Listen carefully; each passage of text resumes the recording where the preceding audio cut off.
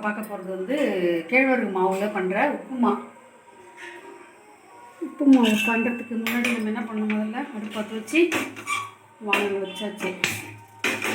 இதுக்கு தேவையான அளவு எண்ணெய் கொஞ்சம் நல்லாவே போடலாம், ஏன்னா அப்போ தான் உப்புமா நல்லாயிருக்கும். அதனால் எண்ணெய் வந்து ஒரு போதுமான அளவுக்கு போட்டுக்கலாம். அப்புறமா இதில் தாளிப்புக்கு வந்து கடலைப்பருப்பு, அப்புறம் கொஞ்சம் உளுத்தம்பருப்பு போட்டாச்சு. இது கொஞ்சம் நல்லா பொரிஞ்சு வரட்டும். இது கொஞ்சம் நல்லா பொரிஞ்சு வரும்போது தான் நம்ம என்ன பண்ணணும், மிளகாயெல்லாம் போடணும். எப்படி வருதுன்னு பார்க்கலாம்.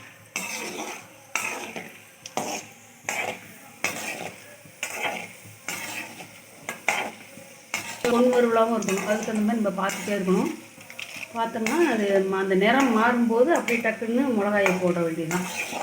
நிறம் மாறுதான்னு பார்க்கணும். மாறுது, கொஞ்சம் லைட்டாக இல்லை பொன்வருவல் ஆகுது. இப்போ நம்ம என்ன பண்ணலாம், மிளகாயை போடலாம். மிளகாய் போடுவோம். 4 மிளகா அப்படி வச்சுருக்கு. 4 மிளகா கிண்டி வச்சுருந்த வர மிளகா அதை அதில் போட்டாச்சு. அதில் இதுவும் 2 ஒன்றா சேர்ந்து கொஞ்சம் இந்த மிளகாவும் கலர் மாறுது. உடனே இப்போ என்ன பண்ணலாம், வெங்காயத்தை சேர்த்துக்கலாம். இல்லை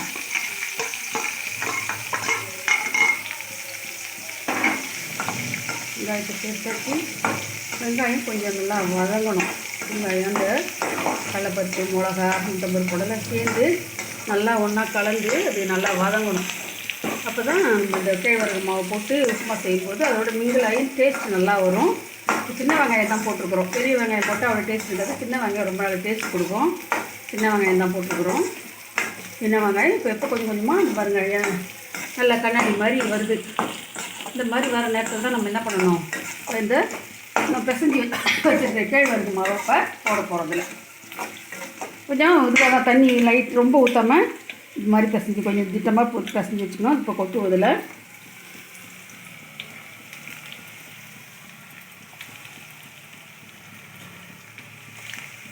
வச்சு இப்போ நல்லா கலந்து கொடுக்கணும். வெளியாக இருக்கிற இந்த மாவு இன்னும் குறையான வச்சுன்னா ப்ரௌனிஷாக மாறிடும். அதை வெந்துருச்சுன்னு வச்சுக்கோங்களேன், கலர் மாறிடும். இந்த கலர் மாறும்போது நம்ம வெந்துருச்சுன்னு நம்ம தெரிஞ்சுக்கலாம். அந்த கலர் வந்து அந்த கேழ்வரகோட கலர் ப்ரௌன் கொஞ்சம் அப்படி வந்துடும்.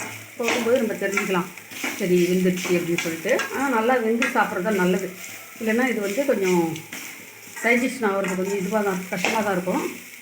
அதனால் இதில் செய்கிற எந்த ஒரு இதுவாக இருந்தாலும் உணவாக இருந்தாலும் சரி, நம்ம என்ன பண்ணணும், நல்லா வேக வச்சு அது கூட ஒரு நல்ல காரமானதோ இல்லை இனிப்போ எதை சேர்த்து சாப்பிடும்போது நம்மளுக்கு அவ்வளோவா பாதிப்பு இருக்காது. நல்லது தான், இது ரொம்ப நல்லது. அதே சமயத்தில் கொஞ்சம் அதிகமாக சாப்பிடக்கூடாது, வேகாதையும் சாப்பிடக்கூடாது. அதுதான். மற்றபடியெல்லாம் இது சாப்பிட்றதெல்லாம் நம்ம உடம்பு வந்து நல்லா இப்போ எடை ரொம்ப அதிகமாக இருக்கிறவங்க, இப்போ ஊழ சதை போட்டிருக்கவங்க, இதெல்லாம் சைவங்கள்லாம் சாப்பிட்டாங்கன்னா உடம்பு அவங்களெல்லாம் அப்படியே நின்று சும்மா ஸ்டிஃபாக அழகாக எந்த ஒரு ஜிம்முக்கும் போக தேவையில்லை.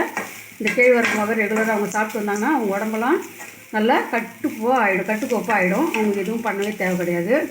தாய்மார்கள் பால் கொடுக்குறவங்களாம் கூட இதை நல்லா சாப்பிட்லாம். அவங்களுக்கும் நல்லது தான், உடம்புக்கு ஒன்றும் இது கிடையாது. அவங்களுக்கு சாப்பிட்டாங்கன்னா குழந்தைக்கு நல்லா பால் கிடைக்கும்.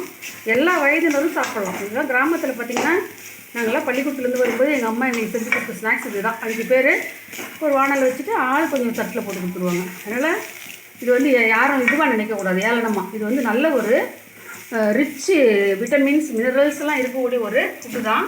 ஆனால் யாரும் இந்த இப்போ வந்து அதை கொஞ்சம் அவாய்ட் பண்ணுறாங்க. கொஞ்சம் லக்ஸுரியஸாக இல்லை அப்படின்னு சொல்லிட்டு இந்த பீஸா பர்கர்லாம் வந்தோடனே இதெல்லாம் கேவலமாக நினைக்கிறாங்க. அப்படி கிடையாது. இந்த ஃபுட்லேருந்து கிடைக்கிற டெலிஷியஸ் ஃபுட்டு மாதிரி வேறு எதுவுமே நமக்கு கிடையாது. அதனால் நம்ம பாரம்பரியத்தில் வந்து இந்த கேழ்வரகு மாவை நம்ம தொடர்ந்து சாப்பிட்டோம், நம்ம உடம்புக்கு ரொம்ப நல்லது. அதுக்காக தான் இது வந்து சிறுதானியத்தில் ரொம்ப ரொம்ப நல்லது. எல்லா சிறுதானியும் நல்லது தான், கேழ்வரகு, கம்பு, சோளம், தெனை எல்லாமே இருந்தாலும் அதில் இது ரொம்ப ரொம்ப ரிச்சு. இது வந்து இதில் வந்து எல்லா நார்ச்சத்தும் இருக்குது. அதனால் நம்மளுக்கு மலச்சிக்கல்லாம் வரவே வராது. அப்படி யாராவது மலச்சிக்கல் கஷ்டப்படுறவங்க இருந்தாங்கன்னா இந்த கேழ்வரகு எடுத்துகிட்டு வந்தாங்கன்னா அவங்களுக்கு எந்த தொடர்பும் வராது. அதனால் இது வந்து இந்த இப்போ இதெல்லாம் வந்து அந்த காலத்தில் ஒரு 25-30 வருஷத்துக்கு முன்னாடியெல்லாம் ரொம்ப பாரம்பரியமாக எல்லார் வீட்லேயும் இருந்த ஒரு பொருள் தான். ஆனால் இப்போ எல்லோரும் கொஞ்சம் கை கட்டிட்டாங்க. ஆனால் மறுபடியும் திருப்பி வந்துட்டுருக்குது.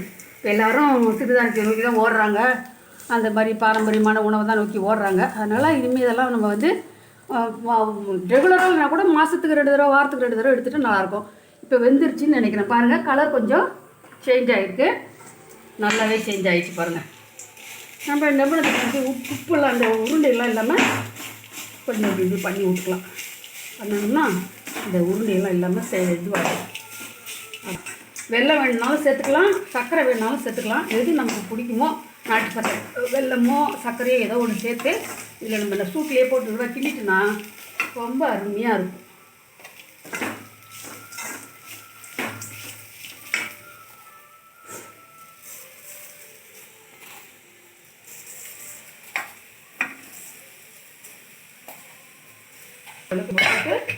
கிண்டிடலாம்.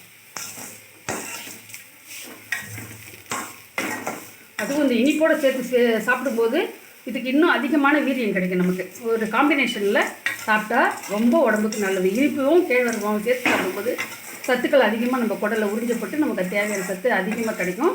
அதனால் இந்த மாதிரி இந்த கேழ்வரகு உப்பு செஞ்சு சக்கரை நோயாளிகளும் ரொம்ப நல்லது. ஏன்னா அவங்களுக்கு பசி எடுக்கும் அடிக்கடின்றாங்களா. இது என்ன பண்ணணும் தெரியுமா, செரிச்சதை வந்து கொஞ்சம் கொஞ்சமாக வந்து ரத்த குழாய்களுக்கு அனுப்புகிற சக்தி இதுக்கு தான் இருக்குதான். அதனால் சக்கரை நோயாளிகள் ரொம்ப நல்லது. அவங்களாம் ஃபாலோ பண்ணுங்கள். இது இப்படி தான் செய்யணும். இதை பார்த்துட்டு பிடிச்சிருந்துன்னா லைக் பண்ணுங்கள், ஷேர் பண்ணுங்கள், கமெண்ட் பண்ணுங்கள். நாளைக்கு சந்திக்கலாம். நன்றி, வணக்கம். கேழ்வரகு உப்புமா ரெடி ஆகிடுச்சு. எல்லோரும் சாப்பிட வாங்க.